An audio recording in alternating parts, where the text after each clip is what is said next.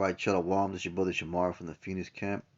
With that being said, I want to give all honor, glory, and praise to Yahweh, Bahasham Yahweh Shai, Bahasham Rakakadash. Double honor to the elders of Great Millstone, and peace and salutation to the brothers that are doing this work in true sincerity. I jump right into the lesson. This is Matthew 18 and 8. It says, Wherefore, if thy hand, these are the words of the words of Yahweh Shai. It says, Wherefore, if thy hand or thy foot offend thee, let's get the word offend, causes you to sin. So how does your hand or foot cause you to sin? Yahweh Shai is speaking in parables because he spoke all things in parables. So this is a parabolic. This doesn't actually mean that you physically cut off your hand or your foot, or even in the next verse you pluck out your eye. Basically, what it's going into is whatever causes you to sin, whatever lust or habits of the old man that you attain in yourself, you gotta cut them off. Anything that hinders your they got a saying in the world, you're blocking your blessings.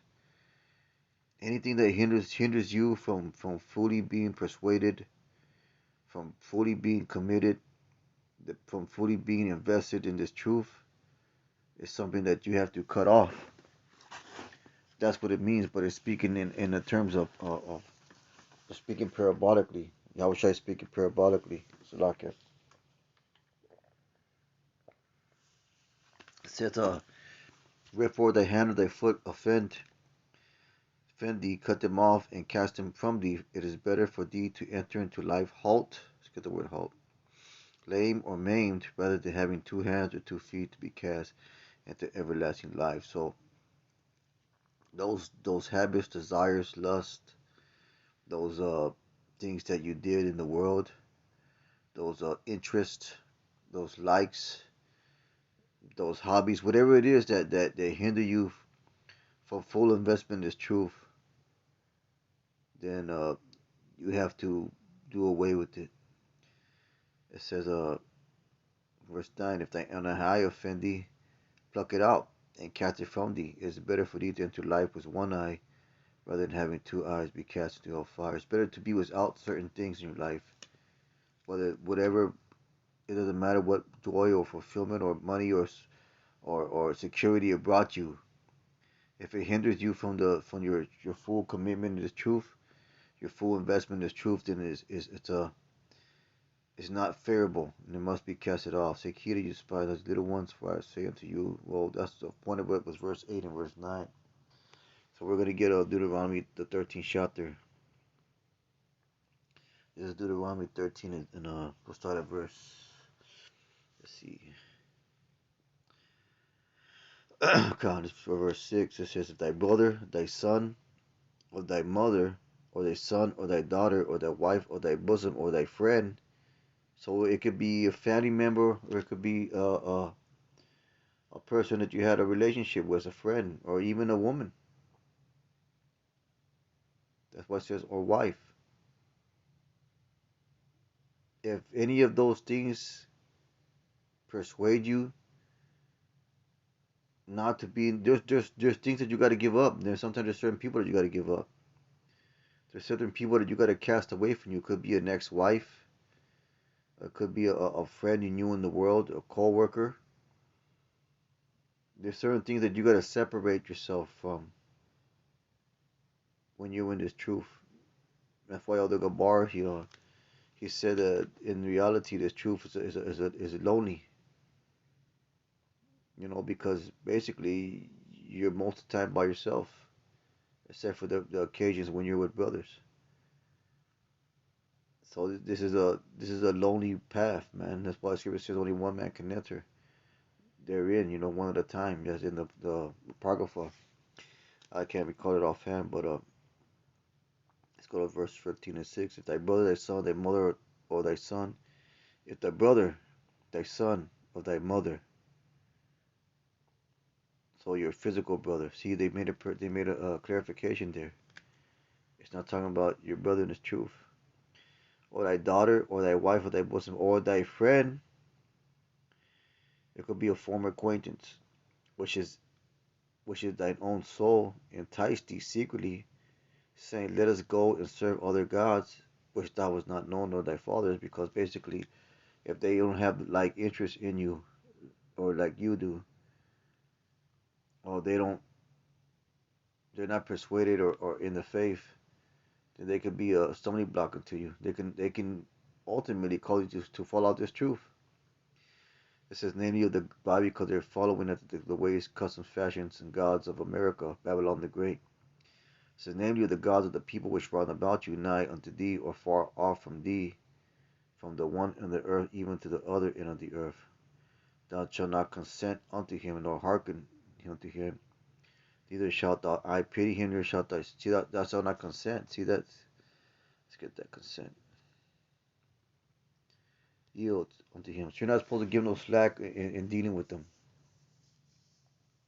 They're not supposed to persuade you to do things. No hearken unto him, neither shalt thou eye pity him, neither shalt thou spare him, neither thou shalt thou conceal him. You're not supposed to like hide him, like secretly have a relationship with these people. But thou shalt surely kill him, thine hand shall be first upon him to put death, and afterwards the hands of all thy people. See, so it was a harsh judgment there, man, in those days. If the Israelite family member was not serving the Most High, he was to be put to death because that wasn't going to be tolerated.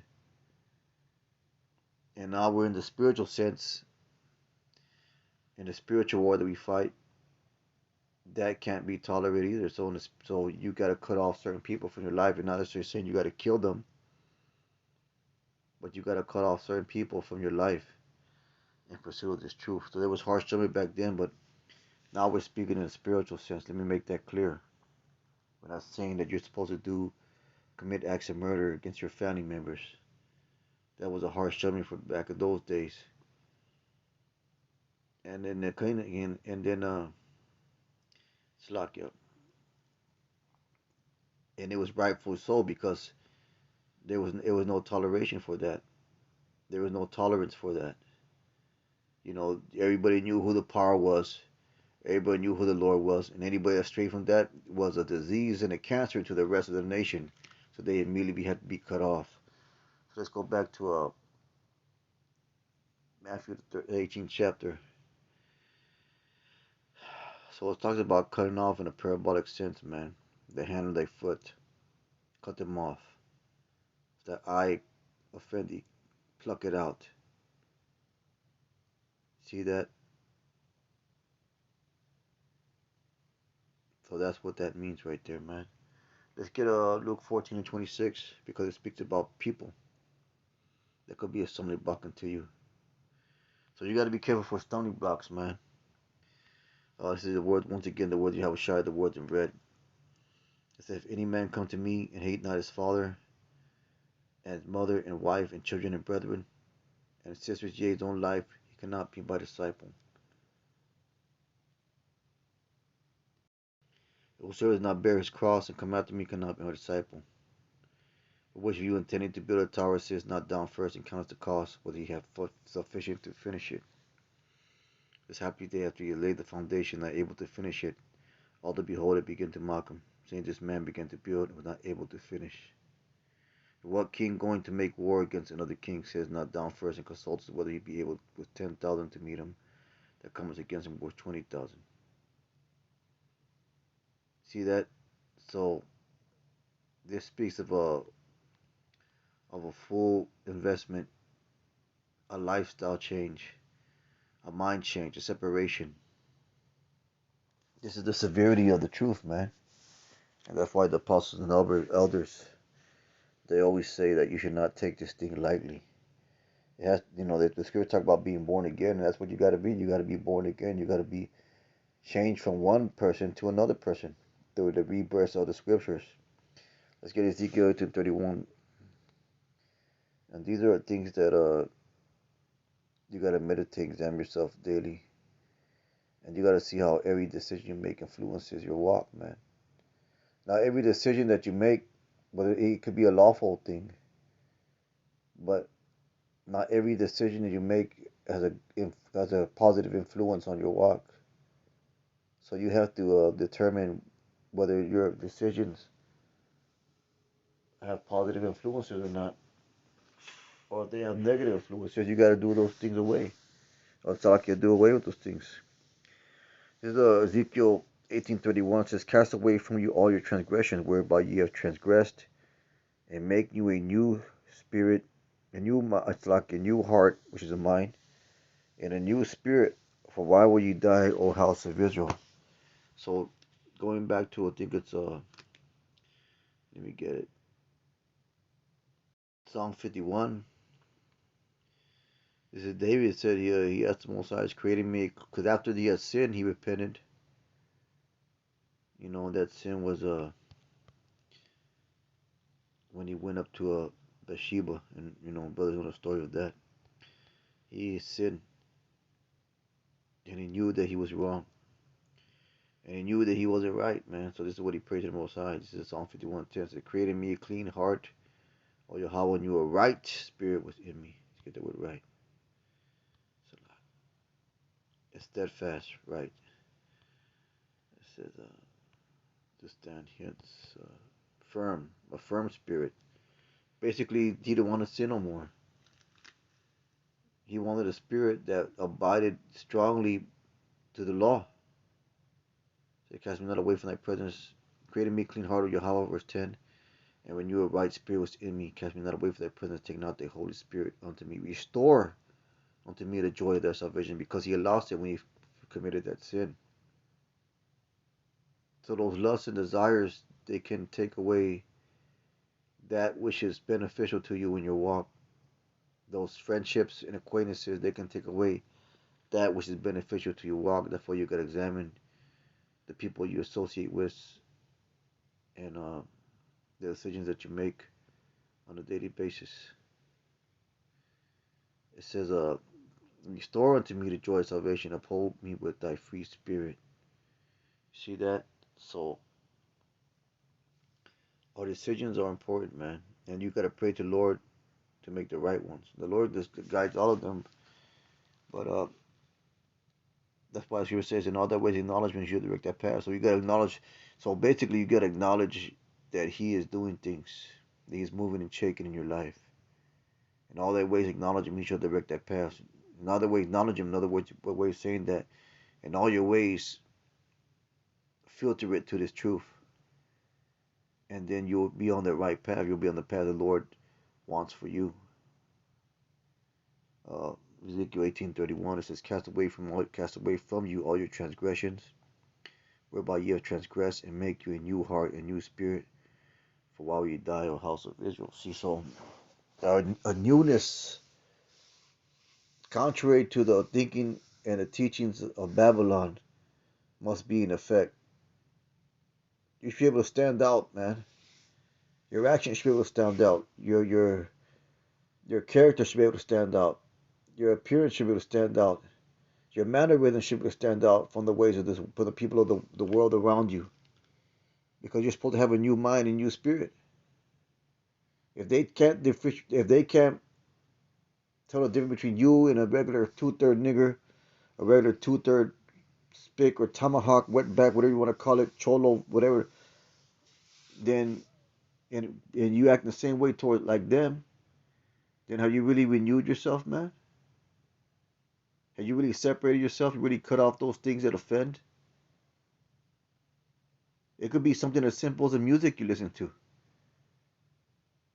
If you're listening to that same old bullshit, lustful music, maybe you got to cut that off. That could be a detriment to your walk, man. That could be something not beneficial to your walk. Listen to that that that uh that wicked ass music that Jake puts out under the guidance of these illuminated ones, because they're the ones that give the money for that shit. That's promoted and sold to you, Jake. Deaf music. Maybe sometimes you got to cut that off in your life. You got to examine what's beneficial to you, what's not, man. There might be things that give you pleasure, but they're not beneficial to your walk. So you got to cut them off. Let's get to Romans 13 and 12. Romans 13 and 12. It says, "The night is far spent, the day is at hand. Let us cast off the works of darkness, and let us put on the armor of light." So you can't put on the armor of the light, let you first cast off the works of darkness, man.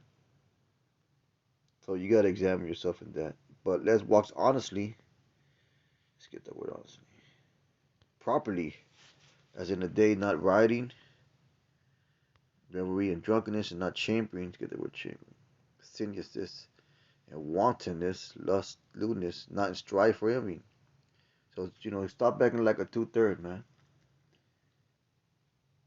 You might have to stop dressing like a 2/3 and dress with more proper attire, man. If you still dressing like a 2/3 Jake with your ass hanging out your pants or baggy ass clothing or gang fucking shirts and hats or the so-called thug look, maybe you gotta examine yourself and stop that shit. Just dress fucking modestly as possible. Because if the Israelite woman's supposed to dress modestly, which she don't, then how much more a man in the truth should dress? Because a man in the truth should be an example to the rest of Israel. It says, but put ye on the Lord Meshach Yahushua made a provision for the flesh, for the lust thereof. And that's all those things, man. That's all the things we mentioned. It could be your music, your friends, your acquaintances, your habits, um, your clothing. It could be all those things. You, as an Israelite man, got to examine what those things are. It's not going to be the same for every man. But there are things that you got to cut off, man. There are things that are not beneficial for you to the truth. And some of them may even be so-called lawful. They may be good for some brothers. They can handle, maintain those things, but for other brothers, it just fucks them up. It could be too much drinking, man.